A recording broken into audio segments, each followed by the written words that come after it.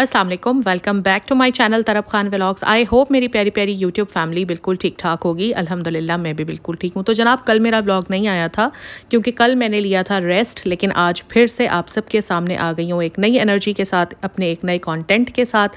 और उम्मीद करती हूँ कि आप लोगों को मेरा आज का व्लॉग भी पसंद आएगा। अगर पसंद आए तो लाइक करें, अगर आप मेरे चैनल पर नए हैं तो सब्सक्राइब करें, और इंस्टाग्राम का लिंक मैं डाल रही हूँ हमेशा की तरह डिस्क्रिप्शन में। अगर अभी तक फॉलो नहीं किया तो जाकर इंस्टाग्राम पर फॉलो कर लें।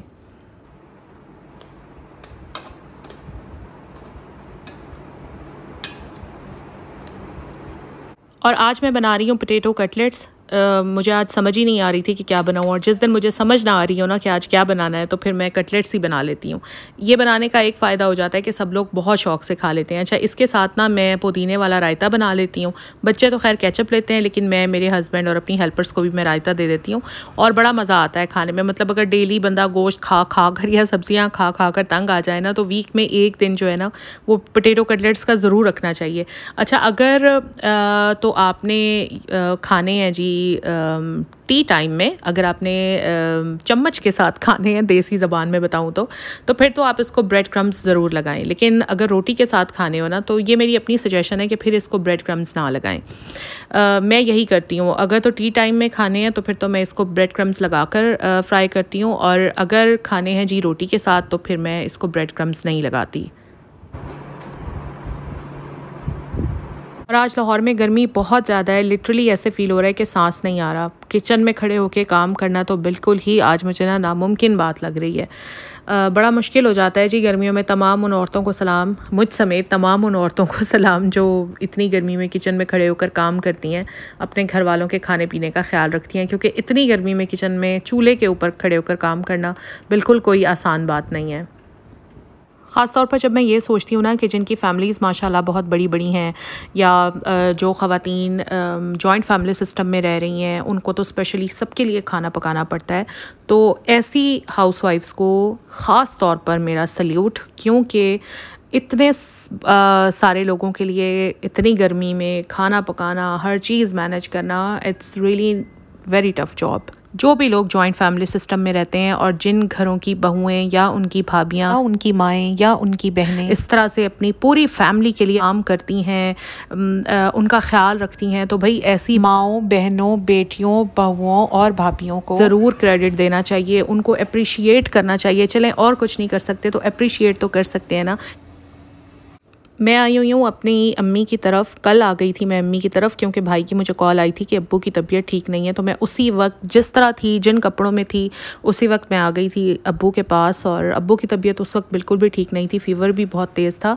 और ये फ़ीवर अब्बू को सुबह को हुआ था। हमने एंटीबायोटिक्स भी दे दी, पैनाडोल बार बार अब्बू को खिलाई, पट्टियाँ की, लेकिन तब भी अब्बू का फ़ीवर रात में 8:30 बजे जाकर डाउन हुआ था। लेकिन अल्लाह का शुक्र है, अब्बू की तबीयत काफ़ी ठीक है अल्हम्दुलिल्लाह। आज कुछ ब्लड टेस्ट वगैरह हुए हैं अब्बू के, और अब्बू को शाम को अल्ट्रासाउंड के लिए भी लेकर जाना है। मेरी आप तमाम लोगों से दुआ है कि प्लीज़ मेरे अब्बू की सेहत के लिए बहुत ज़्यादा दुआ कीजिएगा। आई हुई तो थी मैं अम्मी की तरफ। मैंने सोचा क्यों ना मैं अपने व्यूअर्स को अपनी अम्मी के घर का टूर दे दूँ। अच्छा, सबसे पहले तो मैं आपको ये बात बता दूँ कि जिस घर में मैं पैदा हुई, मैं बड़ी हुई, मैं जवान हुई, जहाँ से मेरी शादी हुई, ये वो घर नहीं है। वो घर कोई और था, लेकिन बाद में उस घर को सेल करके ये वाला घर बाय कर लिया था। तो इस घर से एज सच मेरी कोई यादें वाबस्ता नहीं है। पोर्च से अंदर एंटर होते ही टीवी लाउंज आ जाता है, और टीवी लाउंज के राइट साइड में ये छोटा सा किचन है, क्योंकि अम्मी का जो घर है वो 5 मरला में बना हुआ है। तो 5 मरला के हिसाब से जितना किचन होता है उतना ही ये किचन है, लेकिन काफ़ी हवादार है, वेंटिलेशन सिस्टम बड़ा अच्छा है यहाँ पर। और अब्बू का जो बेड है ना, वो हमने टीवी लाउंज में रख दिया है पिछले तकरीबन 3 साल से। उससे पहले तो अब्बू नीचे बेडरूम में ही होते थे, लेकिन जब से अब्बू की तबीयत ख़राब रहने लगी है ना, तो हमने अब्बू का बेड जो है वो अलग से बनवाकर और टीवी लाउंज में रख दिया है। वो हमने सिर्फ इसलिए रखा था, एक तो अब्बू की अपनी ख्वाहिश थी, क्योंकि बेडरूम में जब अब्बू लेटते थे तो सबसे अलग हो जाते थे। घर में असल में जो भी आता है, या भाई वगैरह ऑफिस से आते हैं, तो फिर वो सब लाउंज में बैठे होते हैं। तो अब्बू कहते थे कि मेरा बेड वहीं रख दो, ताकि जो भी आए वो मेरे साथ बात करे, मेरे साथ मिले जुले। तो इसीलिए ना अब्बू का बेड बस वहाँ रख दिया था। अब्बू अपना पूरा दिन वहीं स्पेंड करते हैं, रात को सोते भी वहीं हैं। सामने LCD भी लगी हुई है, टीवी शीवी भी वहाँ वहाँ पर देखते रहते हैं। अच्छा, इसके बाद किचन के बिल्कुल साथ यहाँ आ जाता है बेडरूम, और ये है जी अम्मी अब्बू दोनों का बेडरूम, लेकिन होती इधर अम्मी ही हैं। और अम्मी की जितनी भी एक्टिविटीज़ होती हैं, कपड़े जैसे कोई फट छट गए हैं तो अम्मी अपना टाइम स्पेंड करने के लिए वो इधर सीती रहती हैं। या ये अम्मी का टैब है, इस पर कुछ इस्लामिक लेक्चर्स या कोई भी क्रिएटिव वीडियोज़ जो होती हैं वो अम्मी देखती रहती हैं फ्री टाइम में, क्योंकि मेरी अम्मी एजुकेशनिस्ट थी और जब रिटायरमेंट हुई उसके बाद फिर टाइम स्पेंड करने के लिए किसी ना किसी एक्टिविटी में ख़ुद को इन्वॉल्व रखती हैं। अच्छा, यहाँ से टीवी लाउंज आपको क्लियरली नज़र आ रहा होगा, और यहाँ से ये देखें, अभी मैं इधर से आपको दिखा देती हूँ, ये सारा पोर्च है और अब्बू के घर में मोटर लगी हुई है। इस एरिया में जितने भी लोग रहते हैं सबके घर मोटर है और सबके घर सरकारी पानी आता है। अच्छा, तो जी ये है टीवी लाउंज से राइट साइड पर एक और बेडरूम, और ये बेडरूम जो है ना, ये आप समझें कि मेरे और मेरी बहन के लिए। वैसे ये खाली होता है, अगर कोई गेस्ट्स वगैरह आ जाएं तो वो भी ठहर जाते हैं, बाकी मैं आऊँ या मेरी बहन आए तो हम इसी बेडरूम में सोते हैं। बड़ा कंफर्टेबल सा है, डबल बेड यहाँ पर रखा हुआ है, और आयरन स्टैंड भी यहाँ पर रखा हुआ है। 5 मरला क्योंकि एरिया छोटा होता है तो चीज़ों की एडजस्टमेंट के लिए इसी तरह से गुजारा करना पड़ता है। अच्छा, टीवी लाउंज से इधर से अब स्टेयर्स ऊपर चली जाती हैं। अभी मैं ऊपर का भी आपको दिखाती हूँ। वैसे इस घर में काफ़ी काम होने वाला है अभी, जैसे इंशाल्लाह भाई की शादी होने वाली है तो उससे पहले घर में काफ़ी मुरम्मतें होनी हैं, पेंट होना है, काफ़ी चीज़ें चेंज होनी है। तो इंशाल्लाह अगर मुझे मौका मिला तो वो भी मैं आपको साथ साथ दिखाती रहूँगी। तो जैसे ही ऊपर आते हैं तो ये ऊपर का टीवी लाउंज, और मैंने सोचा अब आ तो गई हूँ तो साथ के साथ कुशन भी ठीक कर दूँ, क्योंकि मैं अपनी आदत से मजबूर हूँ, मुझे बेतरतीब चीज़ें बिल्कुल नहीं अच्छी लगती। तो जहाँ मेरा हाथ पड़ता है बस वहाँ मैं चीज़ें ठीक करती चली जाती हूँ। और यहाँ पर मैंने देखा भाभी ने बड़े ही प्यारे से टेबल पर कुछ डेकोरेशन पीसेस रखे हुए थे। लाइट्स भी उनमें ऑन तो नहीं थी, ये मैंने आप लोगों के लिए ऑन की थी ताकि मैं क्लियरली आपको दिखा सकूं। अच्छा, भाभी मेरी घर पर नहीं है, वो गई हुई हैं जी अपने मैके, क्योंकि मेरे भतीजे की स्कूल की छुट्टियाँ हुई हुई हैं। तो भाभी को तकरीबन 1 महीना हो गया है, वो अब गई हुई हैं जी अपने मैके। इंशाल्लाह बस 4-5 दिन तक आने वाली हैं। वैसे मेरे भतीजे की भी अपनी ही रौनक है, वो घर पर नहीं है ना और भाभी भी घर पर नहीं है, तो ऐसा लगता है कि बस घर उदास सा लगता है। जैसे ही इंशाल्लाह शावेज़ वापस आएगा, भाभी वापस आएंगी तो घर की रौनकें इंशाल्लाह बहाल हो जाएंगी। और अब्बू की तबीयत आजकल ठीक नहीं है, तो मुझे ऐसे ही लगता है जब शावेज़ घर पर नहीं होता है ना, मेरा भतीजे का नाम शावेज़ है, जब वो घर पर नहीं होता है ना तो अब्बू उदास बहुत ज़्यादा हो जाते हैं। तो इंशाल्लाह शावेज़ आएगा तो अब्बू की तबीयत भी इंशाल्लाह ठीक हो जाएगी। और ऊपर जनाब ये है एक बेडरूम, ये अभी ख़ाली था तो मैंने सोचा आपको दिखा दूं। 2 बेडरूम्स और हैं लेकिन उनमें गेस्ट ठहरे हुए थे तो इसलिए मैंने वो भी आपको खोल कर नहीं दिखाए। यही बेडरूम फ़ारिग था तो मैंने सोचा चले मैं आपको ये दिखा दूं। ये सारा टीवी लाउंज है और एक बेडरूम ये है। इसका दरवाज़ा 2 दिन पहले कुछ प्रॉब्लम कर रहा था तो ये अभी चेंज करवाया है, नया लगा है, लेकिन पेंट अभी इस पर नहीं हुआ। दूसरा बेडरूम ये है। दोनों बेडरूम्स में गेस्ट्स हैं इसलिए मैंने दरवाजे नहीं खोले। यहाँ से ये स्टेयर्स चली जाती हैं ऊपर ममटी में और ममटी के बाद फिर आ जाती है छत। जैसे कि मैंने आपको बताया कि भाई की शादी होने वाली है तो इसीलिए घर में अभी काफ़ी काम होना है और मुझे ये सोच कर बस एक उलझन सी चढ़ती है कि इतनी गर्मी में ये सारा काम कैसे होगा, लेकिन बहरहाल घर के काम तो चलते ही रहते हैं। अच्छा, यहाँ से मैं आपको दिखा दूँ, ये एक और किचन है।